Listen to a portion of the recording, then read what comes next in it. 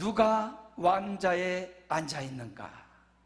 왕자, 누가 다스리냐에 따라서 백성들은 운명이 달라지기도 합니다. 히틀러가 총통이 되어서 다스리니까 세계대전이 일어나요. 수많은 사람들이 피바다가 되고 죽어가고 유대인들은 학살당하고요.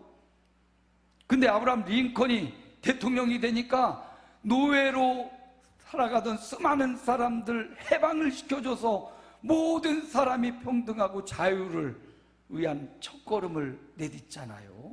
우리나라에는 멀리 가잖아요. 세종대왕이 왕이 되니까 백성들이 글자를 몰라서 한자만 쓰니까 너무 어려워서 모르니까 쉽고 누구나 할 수 있고 누구나 읽을 수 있고 쓸 수 있는 글을 만들자 해서 한글을 만들어서 오늘날 우리까지 한글을 사용하고 있잖아요. 누가 다스리냐에 따라서 한 사람과 나라의 운명도 달라져요. 누가 정권을 잡으니까 나라의 막 주식도 떨어지고 나라의 신뢰도도 떨어지는, 누가 또 정권을 잡으니까 주식도 올라가고 사회가 또 밝아지고 정의로워진, 누가 지도자가 되느냐는 개인적, 혈연적 학연을 떠나서 분별력이 필요한 겁니다. 하다못해 세상도 누가 통치권을 잡고 누가 지배하고 누가 다스리냐에 따라 우리의 운명과 사회와 달라지잖아요. 그런데 이 세상을 넘는 영원한 세상을 살아가는 저와 여러분을 누가 다스리고 있느냐, 이건 너무나 중요해요. 영원한 생명과 영원한 멸망과 두 가지가 좌우되기 때문에요. 너무 중요한 거예요. 누가 왕자에 앉아 있는가? 저와 여러분의 마음에 누가 나를 다스리고 있는가? 나를 지배하고 있고 나를 인도하고 있는가? 이 말 하자는 거거든요. 누가 왕자에 앉아 있는지가 뭐 중요합니까? 내 마음의 왕자에 누가 자리 잡고 나를 움직이게 하는가? 누가 내 마음에서 나를 다스려서 교회로 가게 하고 혹은 직장을 가게 하고 혹은 어디를 가게 하든 내 마음에 나를 지배하고 다스리고 인도하는 분, 바로 그분이 어디에 앉아 있는 거예요? 왕자에 앉아 있는 거예요. 내 마음의 왕자에, 세상의 정권, 세상을 지배하는 자 말고 내 마음의 보좌와 왕자에 누가 앉아 있는가라는 이야기를 오늘 말씀해 주고 있어요. 본문이 좀 길고 복잡한 것 같지만 간단합니다. 간단하고 쉽게 알려드릴게요. 첫 번째, 내 마음을 지배하고 다스리고 있는 자가 있습니다. 12절 함께 읽습니다. 그러므로 한 사람으로 말미암아 죄가 세상에 들어오고 죄로 말미암아 사망이 들어왔나니 이와 같이 모든 사람이 죄를 지었으므로 사망이 모든 사람에게 이르렀느니라. 한 사람은 아담을 말해요. 최초의 사람, 하나님이 지으신 최초의 사람, 그 사람이 범죄함으로 하나님이 말씀하십니다. 이 선악을 알게 하는 나무의 열매를 먹으면 정령하리라, 죽으리라.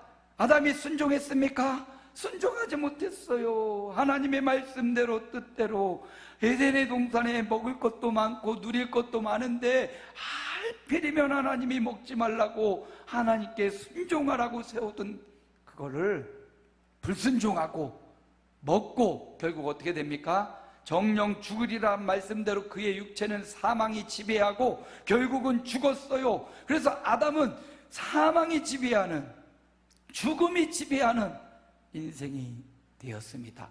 아담만 그러냐? 아니요. 아담 이래로 모든 사람들이요, 아담의 죄가 있지만 아담의 죄만 바라보지 말고 내 인생 한 사람 한 사람의 삶을 돌아보건대 죄인 아닌 사람이 없어요. 여러분, 이걸 인정하는 게 굉장히 중요합니다. 아유, 목사님, 마음으로 먹는 게 무슨 죄예요? 생각으로 한 게 무슨 죄예요? 성경의 말씀에 보니 마음으로 품는 음욕도 간음함이요 마음으로 품는 미워함도 살인이라 말씀하셔요. 그래서 우리 마음의 동기와 생각과 우리의 사상이 본질적으로 악하고 죄인임을 드러내 줍니다. 죄 있는 사람은요, 모든 사람이 죄를 지었으므로 사망이 모든 사람에게 이르러서 죽음이 와서 이제 죽음이 지배하는 인생이 되고 만 거예요. 아담은 죽음이, 사망이 지배하는 인생. 오늘 말씀해 보면 왕노릇이란 단어가 나와요. 왕노릇한다. 이 왕노릇한다의 원어를 살펴보면 이 왕노릇한다는 것은 지배한다, 다스린다라는 의미예요. 왕노릇했다라는 말은 그것이 나를 지배한다라는 의미입니다. 근데 뭐가 지배해요? 아담 이후 모든 사람은 사망이 지배하고 있어요. 죽음이 지배해요. 그래서 죽음이 두려워요. 죽음이 공포스러워요. 뭐 하다가도 아이고 죽을 뻔했네 그러고요. 죽음이 무섭고 죽음이 두려워서 돈도 모아서 죽기 전까지 잘 살려고 하고요. 건강을 유지하려고도 하고요. 다 죽음이 두려운 인생이 되고만 죽음이 다스리는 사람이 되고만 겁니다. 아유, 목사님, 난 죽음이 두렵지 않은데요. 근데 그 자리에 죽음 아닌 다른 것이 올라가 있는 거예요.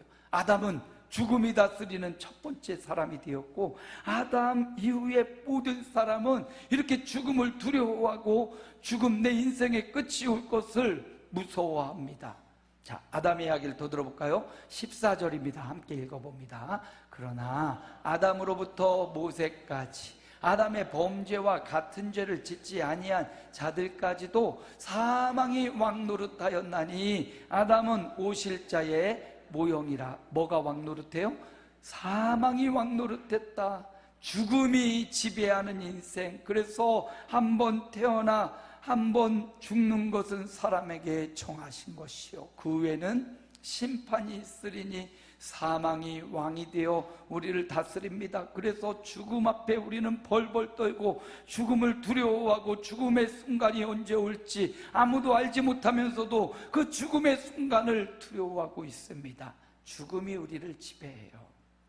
목사님, 전 죽음이 두렵지 않아요 하면서 그 왕의 자리에 다른 걸 올려놔요. 어떤 사람은 남편과 아내가 그 왕자에 앉아서 남편 앞에 벌벌 떨고 아내 앞에 벌벌 떨고, 또는 자녀를 그 위에 놔서 그 자녀 어떻게 될까봐 그 자녀에게 벌벌 떨면서 자녀를 왕자에 올려놓은 사람도 있어요. 그게 아니라 어떤 사람은 내 마음을 움직이는 보좌에 물질을 놓고, 돈이 있는 곳이면 그거에 노예가 되어서 돈을 위해서 생명을 걸고 돈을 위해 쉬지 않고 이른 아침부터 저녁까지 땀 흘려 일하기도 하고 그 돈을 모으려고 돈이 내 마음의 왕자에 앉아서 돈의 종노릇을 하는 사람이 있고요.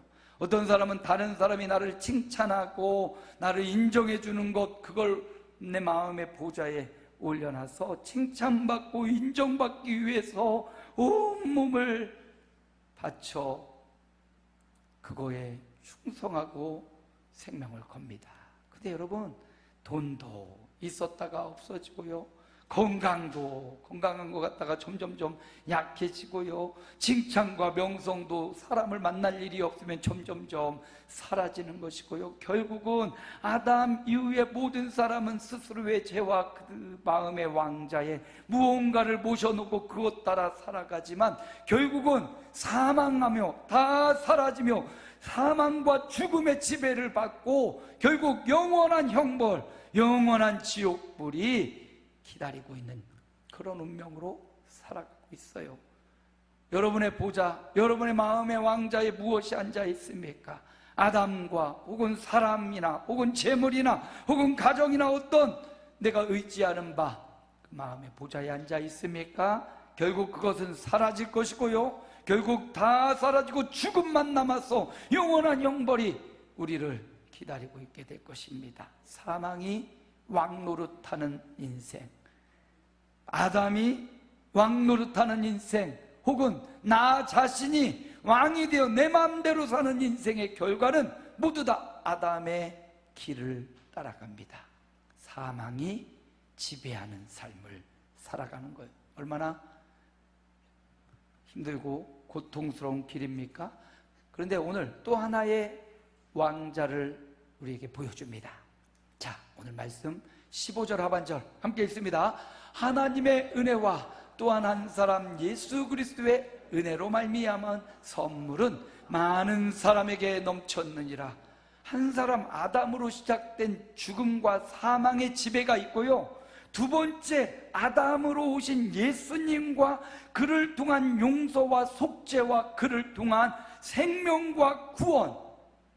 자, 이제 예수 그리스도의 은혜, 예수 그리스도의 구원, 예수 그리스도의 생명, 예수 그리스도가 우리를 위해 대신 우리의 모든 과거, 현재, 미래의 죄를 대신하여 십자가에 죽어주심으로 그 예수를 믿는 자는 더 이상 사망이 지배하지 않습니다.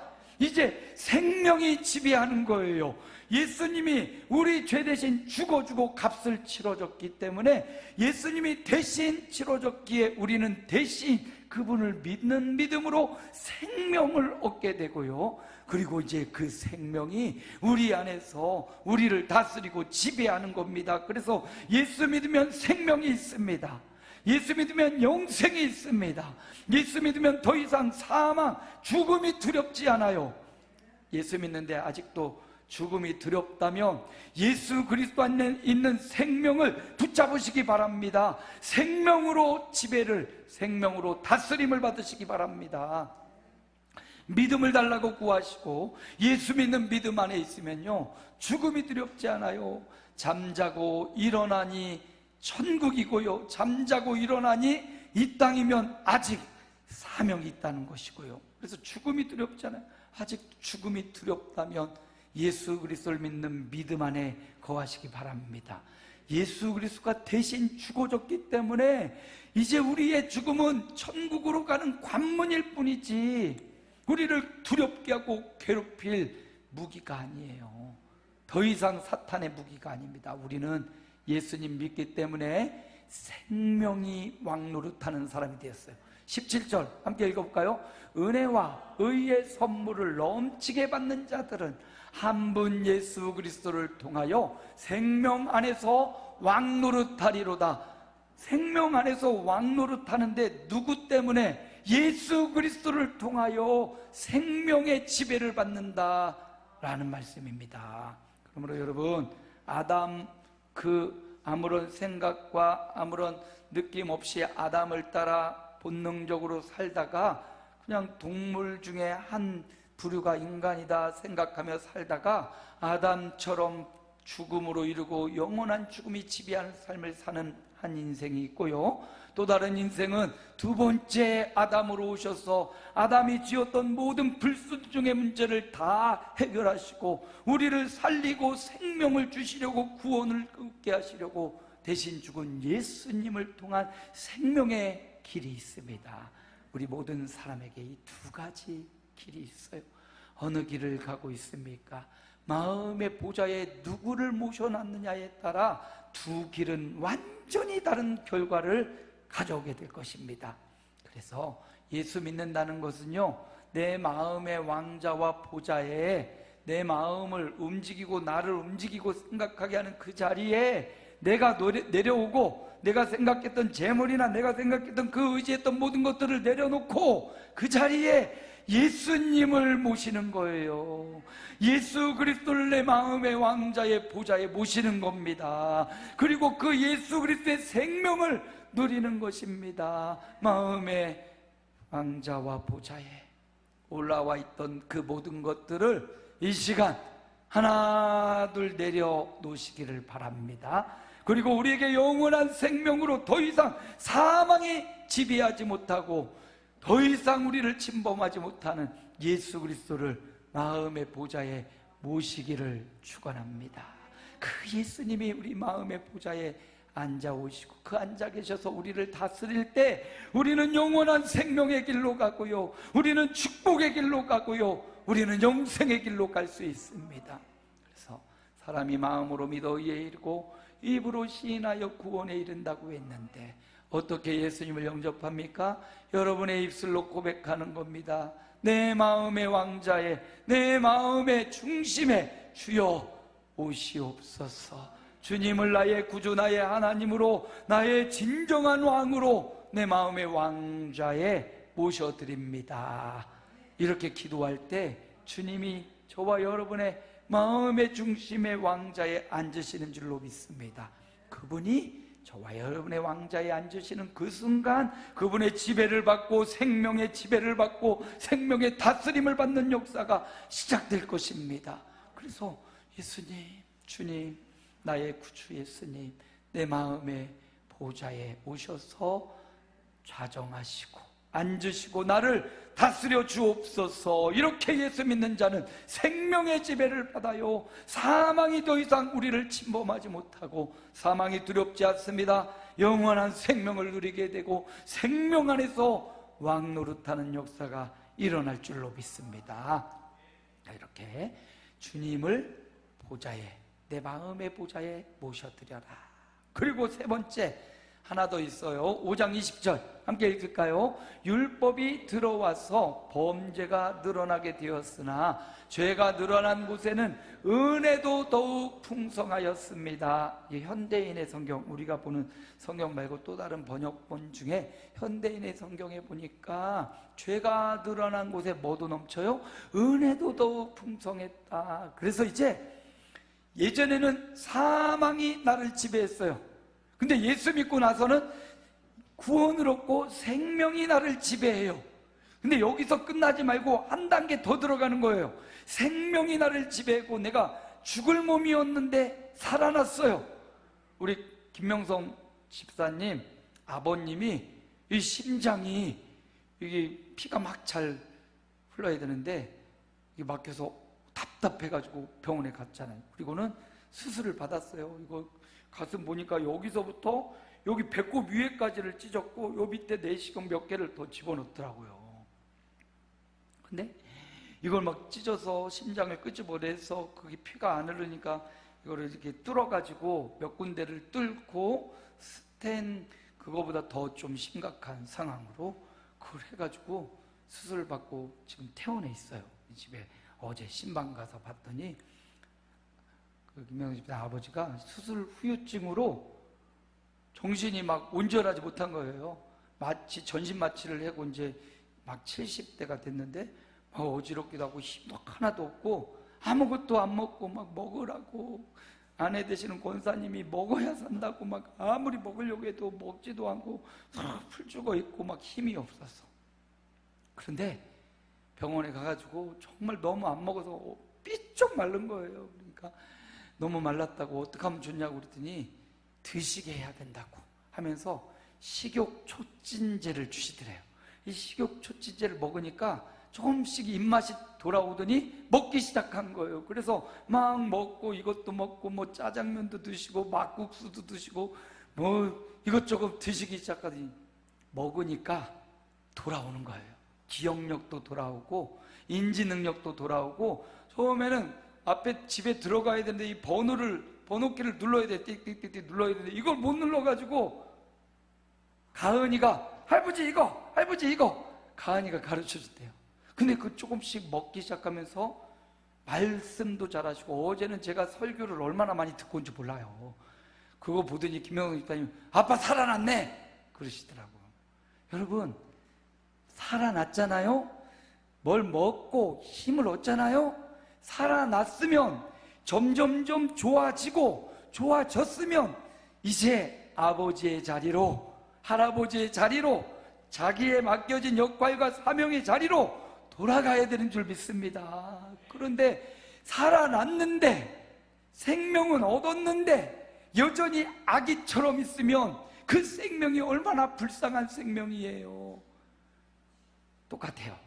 오늘 예수 그리스도를 내 마음의 왕으로 모시고 내 마음의 왕자에 모셨다면 이제 생명을 얻었어요. 살아났어요. 살아났다고 끝이 아니라 이제 더 한 단계 깊어지는 단계가 뭐냐? 은혜의 자리로 나아가야 되는 겁니다. 생명이 지배하는 상태에서 더 나아가 은혜가 다스리는 하나님의 종들이 되시기를 축복합니다. 그래서 로마서 5장 21절 마지막 말씀이에요. 함께 읽습니다. 은혜도 또한 의로 말미암아 왕노릇하여 우리 주 예수 그리스도로 말미암아 영생에 이르게 하려 함이라. 뭐가 왕노릇합니까? 은혜가 왕노릇해요. 처음에는 예수 믿기 전에는 사망이 죽음이 나를 흑암이 나를 눌러서 지배했습니다. 근데 두 번째는 예수 믿고 보니까 사망은 저리 사라지고 생명이, 예수 안에 생명력이, 예수 안에 생명이 나를 살려줬어요. 이제 살림받은 우리가 이제는 뭐로? 은혜로 지배를 받아야 돼요. 하나님의 은혜, 예수 그리스도의 은혜가 있는 곳에 자유함이 있고요, 주님의 은혜가 있으면 우리가 부드럽고 무엇을 해도 충만해집니다. 은혜가 왕 노릇해서 은혜가 나를 지배하도록.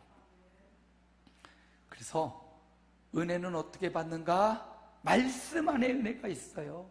오늘 이렇게 설교 말씀을 들을 때 믿음은 들음에서 나는데 그 하나님의 말씀이 우리에게 은혜를 줘요. 그래서 말씀 있는 곳으로 은혜의 지배를 받으려면 말씀 있는 곳으로 가야 됩니다. 말씀이 흐르는 곳으로 자꾸 가야 하나님의 은혜가 지배하게 돼요. 또 은혜는 어디에 있습니까? 기도 가운데 있어요.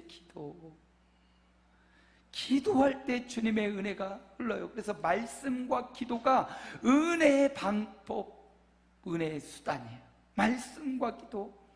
말씀과 기도가 없이 막 친근하고 사랑스럽고 은혜는 없어요. 사랑은 있을지라도. 은혜가 우리를 지배하려면요, 언제나 말씀으로 돌아가야 돼요.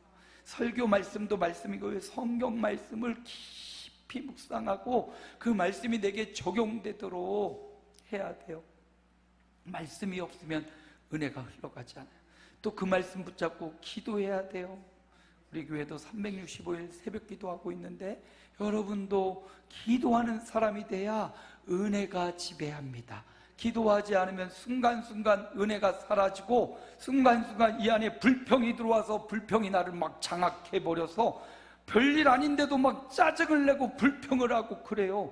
그 순간 은혜를 놓쳐버리니까 은혜가 나를 다스려야 되는데 불평과 짜증과 원망이, 미움이 딱 자리 잡아가지고 그것이 나를 막 옹조여서 나를 다스려요. 그러면 안 되죠. 성도들은 하나님의 은혜가 나를 다스리도록, 제가 그런 말을 드려요. 정수기처럼 어떤 물이 들어가도 잘 걸러내가지고 먹을 수 있는 건강한 물을 내는 정수기처럼, 거룩함의 정수기처럼 저와 여러분이 어떤 환경이 오고 어떤 상황이 와도 잘 걸러서 내가 뭘 내보내야 돼요? 은혜를 내보낼 수 있는, 은혜를 충만하게 할 수 있는, 은혜로 지배를 받고 은혜를 내보내고 은혜의 생산이 되고 그 은혜가 더 많이 전파되는, 은혜가 나를 다스리도록 말씀과 기도 중심으로 살아가면요, 하나님의 은혜가 내 안에 충만해서 내 마음의 왕자의 은혜가 자리를 탁 잡아서 예수 그리스도의 은혜가 나를 다스려 주는 거예요. 말씀을 마칩니다. 누가 내 마음의 왕자에 앉아 있는가? 그 자리에 세상과 사람과 어떤 욕망과 재물과 또는 칭찬과 인정이 있습니까? 내려오십시오. 내려놓으십시오. 그 자리는 그것들이 앉아 있을 자리가 아니에요. 그 자리에 내가 올라가 있을지라도 나도 그 자리를 내려와야 됩니다. 그래서 누가 왕자에, 나의 왕자에 내가 있다면 나는 내려와야 돼요. 내가 꿈꾸고 내가 바라고 내가 추구하는 그 모든 것도 다 그 마음의 왕자에서 내려와야 돼요. 그리고 두 번째, 내려오고 그 자리에 예수 그리스도를 모셔야 돼요. 나를 다스리는 분, 세상의 유행과 풍습과 가르침과 교육이 아니라 예수님을 내 마음의 왕자에 모셔서 그분이 말씀하시고 그분이 다스리시도록 상전의 손을 바라보는 종의 눈처럼, 여주인의 손끝을 바라보는 여종의 눈처럼 예수님을 그 자리에 모시고 예수님을 바라보시기를 축복합니다.